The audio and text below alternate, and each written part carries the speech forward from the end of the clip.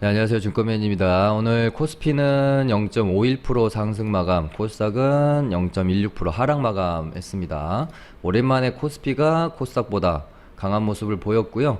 한 3주 전 정도에 언급 드렸던 내용인데, 언젠가는 코스닥이 코스피보다 지금 폭락을 끝내고 이렇게 나오는 반등 장세에서 거의 2달 넘게 3달 가까이를 폭발적으로 반등하는 모습을 보였잖아요. 어찌됐건 하지만 이제 코스피라고 언제까지 이렇게 동생 가는 길을 뒷모습만 쳐다볼 수는 없을 거기 때문에 언젠가는 키 맞추기 할 날이 올 건데 그런 포인트도 좀 중요하게 생각해 볼 필요는 있다라고 한 2주 정도 전에 방송에서 한번 언급은 드렸던 것 같아요. 근데 오늘 하루 코스피가 좀 강했다고 해서 대형주로 이제 수급이 쏠리나 이렇게 생각하기보다는 코스닥보다 코스피가 뭐 한 지속적으로 한 일주일 정도 이상 뭔가 좀 계속해서 강한 모습을 보이면 그때 가서는 포지션에 대한 고민 한번 해볼 필요는 있다라고 생각이 듭니다. 시장은 말씀 여러 번 드린 것처럼 지금 코스피는 계속해서 수렴의 과정에 있고요. 약간 수렴의 끝에 어느 정도 와 있지 않나. 여기서 더 이런 식으로 행보로 빼기는 힘들어요. 사실 종목과 마찬가지입니다. 어느 정도 방향성이 곧 나오지 않겠느냐 생각을 하고 있고, 코스닥은 중요한 전고점이자 700포인트에서 지금 계속해서 조금 어떻게 보면은 재미없는 지지부진한, 그러니까 매물 소화의 과정일지 맞고 힘없이 떨어지는 변곡 포인트가 될지 조금 조심히 지켜볼 필요가 있을 것 같네요. 그다음에 저희 리딩바 오늘 매매한 거 먼저 복귀하고 시장 흐름 살펴보도록 하겠습니다. 저희가 고려산업이라는 종목을 일단은 얘를 지우고, 기준봉이 이날 홍정욱 관련주죠. 지금 야당 쪽에서 워낙 후보자가 뭔가 이제 이제 여당 쪽에서의 이낙연에 맞설 인물이 없기 때문에 홍정욱 씨는 본인은 정치를 하지 않겠다라고 말을 함에도 불구하고, 예전에 안철수주도 그랬었죠. 유시민주도 그랬었고요. 본인 이제 당사자들의 의견과는 상관없이 시장에서 갈 거야, 올릴 거야 라고 하면 인정이 되는 거기 때문에, 어찌됐건 오히려 안 할 거라고 했음에도 불구하고 주가에 별 영향이 없었기 때문에 앞으로 나올 악재가 오히려 없을 수 있다라고 생각해서 편안하게 매매를 할 수 있었던 것 같아요. 그래서 기준봉을 얘가 세워놓고 요렇게 박스권의 하단, 이렇게 박스권의 상단을 형성을 하죠. 그래서 이 안에서 이런 식으로 움직입니다. 저희도 접근이 들어간 게 아마 요때 분할 매수로 좀 샀는데, 13일 종가에 조금 샀고요. 14일날 하락할 때 조금 더 분할 매수를 했습니다. 13일, 예, 요날이네요. 요날 종가 베팅이 들어갔었고, 요렇게 가는 모습을 제가 상상을 한 거죠. 여기를 깨지 않고 박스권을 지켜줄 거다 라는 생각. 그리고 고려산업 말고 한 종목을 저희가 정치 테마주를 하나 더 담아 놓은 게 있는데, 조금씩 이제 정치 관련주들도 흐름을 만들어 간다라는 느낌도 들었었습니다. 그래서 이날 조금 사고 바로 안 가고 이날 좀 밀렸죠. 그래서 이날 추가 매수를 했고요.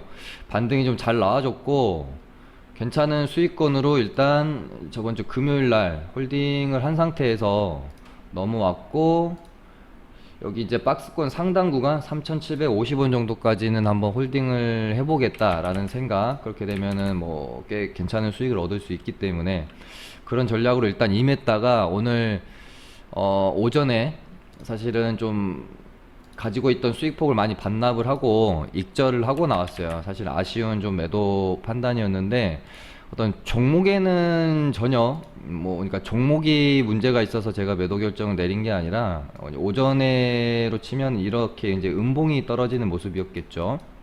양봉이 아니라. 근데 여기서 올라간 과정에서 음봉 하나 혹은 2개 정도 출연하는 거는 사실상 뭐 그렇게 이상한 모습은 아니에요. 이러다가 이렇게 갈 수도 있고 하기 때문에. 근데 제가 매도 결정을 내린 거는 사실 시장 때문에 매도 결정을 내렸고요. 코스닥 분봉을 오늘 다시 한번 보시면 이런 구간 안에 좀 있었죠. 그래서 갭 띄우고 밀리는데 어쨌든 최근에 이제 고점 구간에서 무지하게 힘들어대죠. 이렇게 상승하다가 지금 전고점과 700포인트 구간 안에서 매물대 안에 있기 때문에 상당한 저항이죠. 이 구간 안에서 상당히 변동폭이 이제 박스권으로 흔들어대고 있는 과정이라고 보여지고요. 사실상 저는 결국은 이렇게 흔들어대다가 얘도 보면은 이런 식으로 점점 줄어들면서 수렴의 과정을 거친 후에 방향을 잡을 거라고 보여지는데, 일단은 제가 뭐 좀 더 긍정적인 쪽으로 시장을 바라보고 있기는 합니다만, 그렇다고 해서 리스크 관리를 하지 않고 그냥 조금 너무 긍정적인 태도로만 매매를 하기에는 지금 지수의 위치는 사실 조금 그렇게 녹록치 않다. 리스크 관리는 확실히 되어져야 하는 자리에 있다. 만약에 뭐 이런 자리나 이런 자리였다면 여기까지는 터치를 하러 간다는 생각으로 버텨봤겠죠. 비중도 많고 하더라도. 근데 저희가 뭐 비중도 좀 있는 상태였고 중요한 어떤 저항대 자리에서 맞고 떨어질 수 있기 때문에 리스크 관리를 좀 하면서 좀 짧게 배틀을 잡는 뭐 이제 그런 전략으로 하다 보니까 고려산업 같은 경우는 조금 아쉽지만 수익분을 좀 반납하고 오전에 일단 익절로 좀 챙기고 나왔습니다. 팔고 나서 계속해서 시장도 반등이 나오고 이 종목도 좋은 상승을 보였던 것 같아요.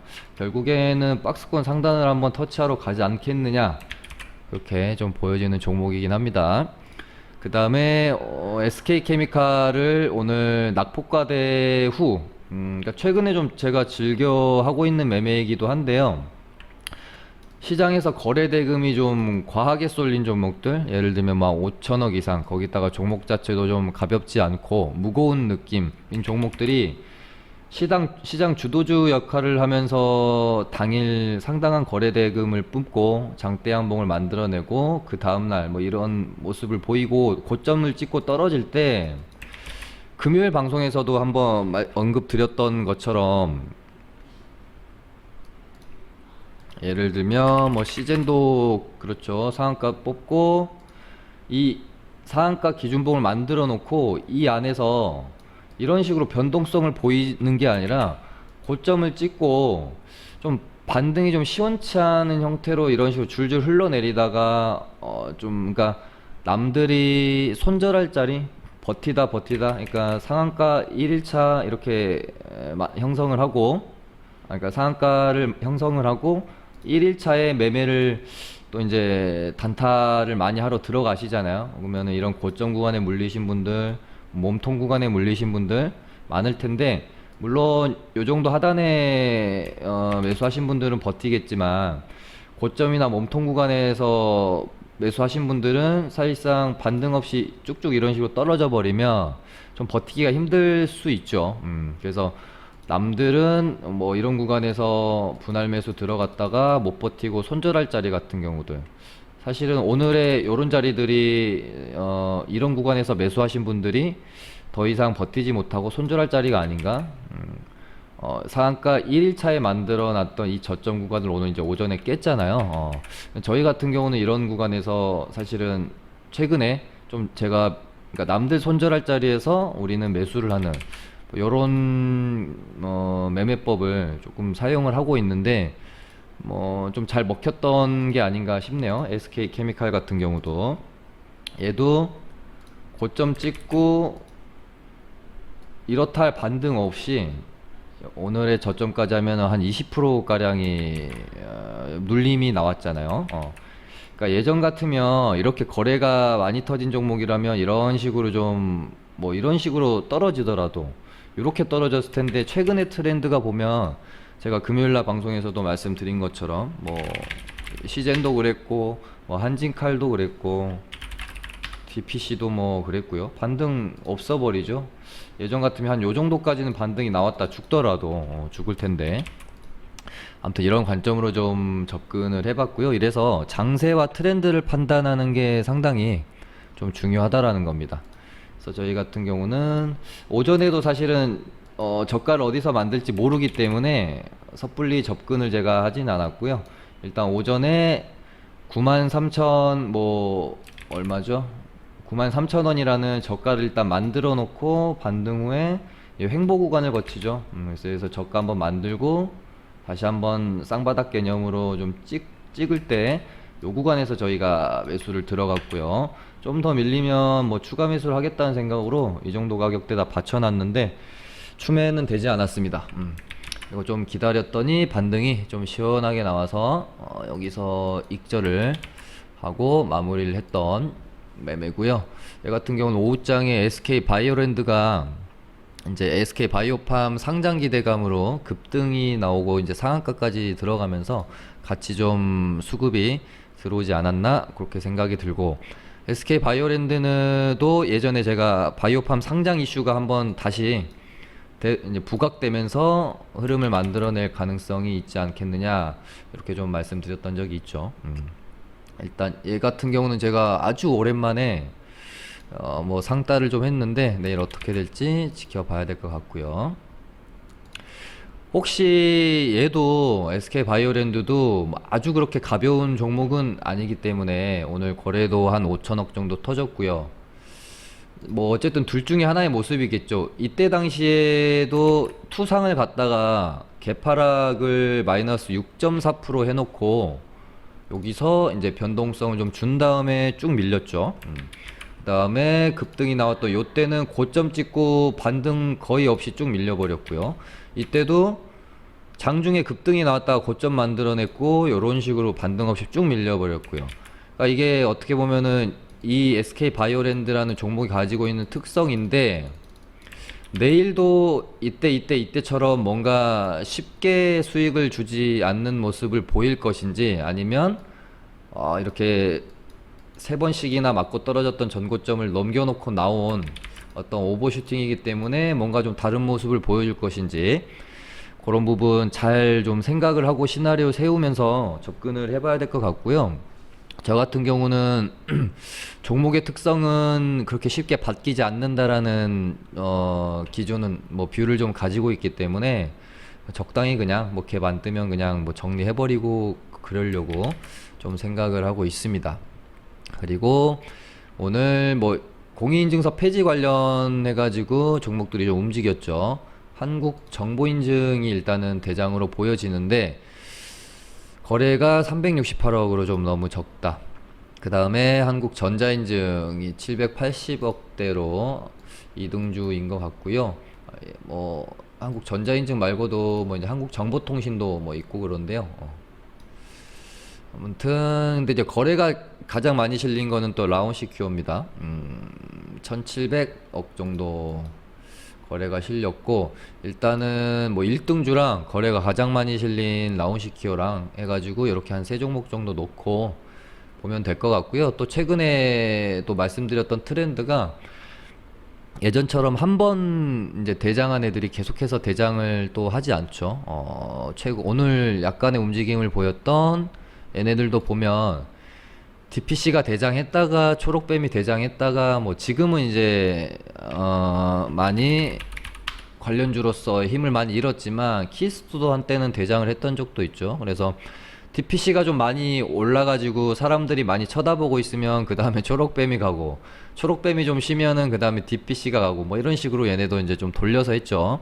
홍정욱 관련주도 뭐 한국프렌즈, KNN, 뭐 그다음에 뭐 고려산업 얘네들끼리 돌아가면서 뭐 대장 역할을 하고요. 그런 것처럼 요즘 같은 경우는 한 번 대장한 애들이 계속해서 대장을 하기보다는 바뀌는 경향성이 있기 때문에 좀 여러 종목 놓고 봐야 할 필요성이 있는 것 같고요. 그 다음에 금요일 방송에서 최근에 옛날에는 실적 관련 재료로 상한가 만든 애들이 다음날은 좀 빌빌대는 경향이 많았는데 코로나 이슈 때문에 그런지는 잘 모르겠습니다. 시장의 심리 자체가 최근에는 실적 기준으로 상한가 기준봉 뽑아낸 종목들이 상당히 괜찮다. 그거 현대리바트 보면서 내가 느꼈고, 샘표 식품도 한번 매매해 볼 만할 수 있겠다라고 금요일날 방송에서 말씀드렸었는데, 웬만한 뭐 테마주보다 먹을거리를 더 많이 주죠. 더 쉽게 주고요. 실적으로 이런 식으로 이제 뭐 샘표 식품도 있고 샘표도 있거든요. 이런 종목들 좀 주목해야 될 것 같습니다. 현대리바트도 계속해서 이렇게 양봉 만드는 모습. 17,000원까지 한번 채워놓고 조정이 나올런지 여기도 뚫어버릴런지 상방으로 너무 좀 이 정도의 기간 조정이면은 어느 정도 매물 소화 과정이 많이 됐다고 볼 수 있기 때문에 상방으로 좀 깨끗하게 열려 있다 보고 볼 수도 있겠죠. 그 다음에 아까 뭐 잠깐 언급드렸던 시젠이랑 같이 해서 진단키트 관련주들, 시젠은 사실 요렇게 보면은 무리하게 이런 구간에서 접근할 그 차트상 자리는 사실상 아니었죠. 저도 시젠을 이때 뭐 상한가 갈 때도 그렇고요, 1일차도 그렇고 매매를 하지 않았습니다. 이날 같은 경우는 상따도 제가 안 했어요. 제 방송 보시는 분들은 제가 개인 매매할 때는 리딩에서는 절대 이런 위험한 매매를 하지 않습니다. 안정적인 매매를 추구합니다, 리딩은요.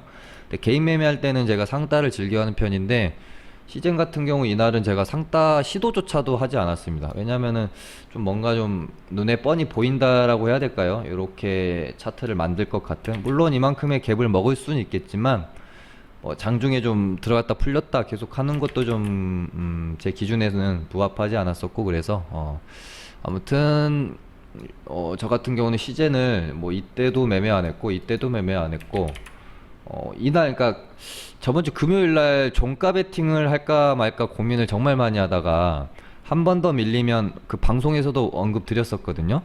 이상하게 얘는 한 번 더 밀리고 나서 반등이 나올 것 같다. 방송에서는 그렇게 말씀드려놓고 오전에는 또 이렇게 따라 들어갔죠. 그래서 사람이 생각을 하는 것과 막상 매매를 하는 것은 또 다르다는 거죠. 저희 이제 리딩반도 좀 가지고 있는데, 가지고 지금 홀딩 상태고요. 개인 매매는 제가 요때 좀 너무 성급하게 좀 들어가가지고 추매한 다음에 어느 정도 비중 좀 줄여놓고 거의 리딩반이랑 비슷한 평단가를 가지고 있어요. 근데 시제는 내일이면은 이제 5일선 이렇게 올라올 건데, 내일 만약에 반등이 안 나오면 얘는 한 템포 또 밀릴 수 있습니다. 그래서 스트레스 받을 것 같아서 혹시 하루 이틀 더 밀리면 조금 내일 좀 중요한 자리죠. 오늘 조금 더 반등을 해서 양봉 덧지 정도로 좀 끝났으면 좋았을 것 같은데 좀 아쉬운 모습은 있다. 그렇게 보고 있고요. 시젠 뭐 말고 진단키트 관련주들 중에서는 제가 랩지노믹스랑 수젠텍이랑 진매트릭스 요렇게 정도 보고 있습니다. 물론 뭐 EDGC도 있고 여타 다른 진단키트주들이 있는데, 모르겠어요. 제 눈에는 아직 그래도 좀 살아있다라고 생각되는 종목들, 요렇게 세 종목, 아까 시젠이랑요 이렇게 보고 있고요. 그 다음에 코로나 괴질 관련주인 조화제약이 오늘 뭐 상당했죠. 엄청난 힘을 보여줬고, 그러니까 최근에 제가 말씀드리는 트렌드가 요거예요. 요거. 그래서 제가 뭐 방송 보신 분들은 제가 개인 매매 또 장중 눌림 매매도 즐겨 하시는 거 아시잖아요. 근데 제가 요즘 장중에 눌림 매매를 잘 안 하고 있습니다. 이래요. 정상적인 예전 같은 장이라면은 뭐 시가부터 이렇게 오늘 거의 주도주 역할을 했던 애가 고점 구간에서 떨어지면 뭐 최소한 이런 자리들에선 사실 이런 정도 반등, 주고 나서 죽을 때 죽더라도 이렇게 떨어졌다고 또 한 요 정도 반등, 그러니까 먹을 구간들을 줬었어요, 눌림 자리에서. 근데 최근에 이상하게 종목들을 보면 눌림 자리들에서 승률이 좀 안 나온다라는 생각이 제가 드니까, 이럴 때는 무리하게 할 필요가 없죠. 그때마다 장세마다 좀 잘 먹혀 들어가는 기법들이 좀 달라요. 그래서 저도 어떻게 보면 이제 올라운드 플레이어인데 진짜 가리지 않고 다 하거든요. 저도 돌파 매매, 뭐 눌림 매매, 낙주 매매, 뭐 고가권에서도 매매하고요. 잘하는데 그러니까 여러 가지를 그래도 내가 기법을 다 좀 구사를 할 줄 알면, 아, 지금 장세는 이런 매매가 좀 잘 안 먹히네. 그러니까 돌파 매매가 잘 먹히는 때가 있고, 전혀 그냥 돌파만 들어갔다고 하면은 물리는 때가 있거든요. 또 반대로 눌림 자리만 들어가면은 물려버리는 때가 있고, 눌림에서 수익을 곧잘 주는 장세가 있습니다. 그런 것을 좀 판별해내는 능력도 상당한 뭐 좋은 경험치에서 만들어지는 좋은 능력치라고 보여집니다. 그래서 왜 그런 경험 많이들 하시잖아요. 어느 날 어떤 기법에 대해서 내가 유레카를 딱 외치면서 지난 수개월간의 뭐 3개월, 6개월치 통계를 딱 냈는데 승률이 딱 나오고, 아, 됐다. 이제 난 이 기법으로 돈만 벌면 된다. 라고 해서 실전으로 이제 들어가서 조금 매매해가지고 한 달 혹은 두 달 정도 잘 수익을 내다가 어느 시점부터 안 맞아 들어가기 시작하는, 그러면서 아니 통계도 잘 냈고 승률이 뭐 예를 들어 뭐 80%도 나오고 수익도 한두 달 동안 나에게 많이 줬던 기법인데 어느 시점부터 이게 맞아 들어가지 않게 되면 여기서 이제 멘탈이 또 나가요. 내가 뭘 잘못했지? 이 기법은 이제 끝난 건가? 그러면서 또 다른 기법을 찾아가고 또 이게 계속 악순환이 되면서 반복이 되는 거거든요. 근데 뭔가 좀 사실은 이 기법을 알아낸다라는 것은 사실 너무 쉬워요. 요즘 같은 세상에선 특히 더 그렇죠. 뭐 카페, 뭐 유튜브, 뭐 기타 SNS 같은 것들 뒤지면 기법을 배우는 건 너무 쉽습니다. 근데 이 기법을 본인이 어떻게 자기 것으로 체득화시키고 활용하고 장세에 맞게 좀 더 활용할 기법은 활용하고 잠시 내려놓을 기법은 좀 내려놓고, 이런 것들이 사실은 꾸준한 수익을 완성하는 것이지, 내가 어떤 기법 한두 개 알았다고 해서 어 뭔가 주식으로 꾸준한 수익까지 내는 결과까지 내기는 좀 힘들지 않나, 그런 생각이 들어요. 그래서 제가 뭐 저번 주도 그렇고 이번 주도 그렇고 지금 장세는 트렌드가 좀 이렇습니다. 지금 장세는 좀 트렌드가 이렇습니다. 이런 멘트를 제가 많이 드리잖아요.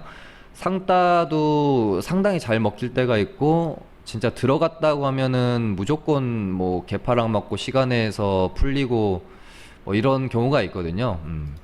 이런 것도 제가 방송 통해서 지금은 좀 느낌이 이런 것 같습니다, 저런 것 같습니다 언급을 좀 드리고 있기 때문에 좀 참고하시면 좋을 것 같습니다. 그 다음에 나파모스타트 관련주들도 되게 강하죠.